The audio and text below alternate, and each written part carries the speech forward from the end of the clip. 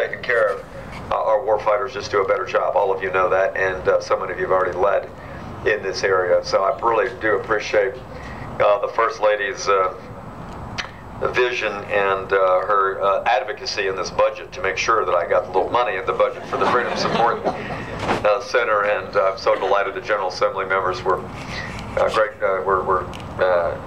generous enough to put some of the founding money in there. But so many of you that are partners have done so much as well. I also wanted to give one more shout out. I understand we have a young man here that has just returned from his second tour in Afghanistan. He's a proud member of the United States Marine Corps. He's doing a little decorating in his free time here at Fort Monroe, I think, while he's visiting his girlfriend. Would you please welcome Corporal James Evans. Corporal Evans.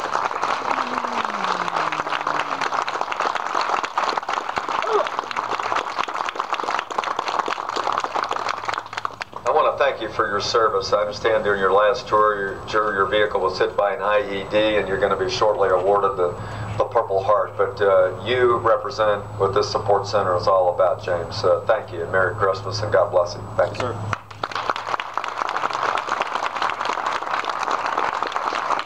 Well, you've heard from everybody else about the great vision for this place, and as I said, I really can't think of much more important thing that government at any level can do.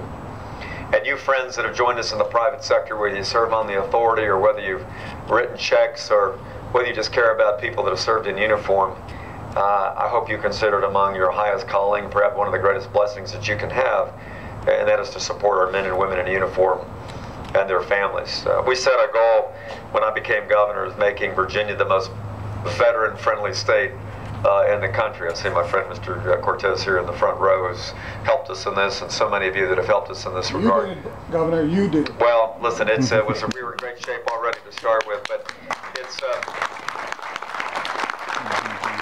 goal that we want to continue to pursue, and between General Long's incredible advocacy and the leadership of the National Guard, 15,000 deployments of National Guard men and women since 9/11.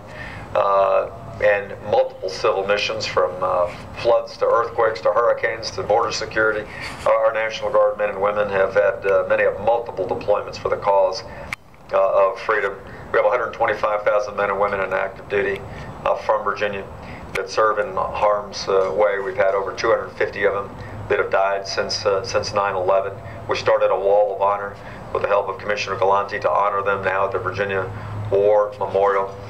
With the work of Secretary Suit and Commissioner Galante, we've come up with so many other things that we help to support the warfighter and their families, from additional benefits to tuition support to a first in the country, I think, Veterans ID card to help veterans take advantage of all those benefits, from the Troops to Teachers program, and just countless other things that have stood for one simple statement, and that is that we love and appreciate the warfighter. I don't think any other state, for the last 236 years since Mr. Jefferson wrote the Declaration of Independence, I don't think any other state has had this incredible positive relationship and really love the military that Virginia has had. And I don't think there's any other place that has as rich a history as Fort Monroe in support of the cause of freedom. Since John Smith and the rest were exploring this 405 years ago through the leadership of the fort in the American Revolution and the War of 1812, as you heard Glenn say, to truly being the freedom fort for African Americans back in the 1860s. We'll commemorate that here soon.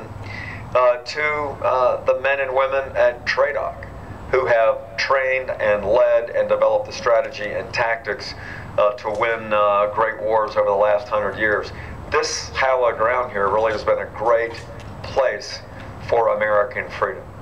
And so when my wife and her team were thinking of what do we name this place, it was pretty obvious. This should be the Freedom Support Center, because it's not just about supporting the men and women in uniform, but it's supporting their mission, which is the cause of freedom. And not only for the United States of America, but for the role they play in being able to export freedom to foreign places in Europe and Asia, in the Mideast, Afghanistan, Iraq, this is a nation that loves freedom so much, we're willing to send our men and women to support those causes of freedom for people that we don't even know. So this is a great place. So there are some 3,000 Veterans Service Support agencies, public and private, that are around the country.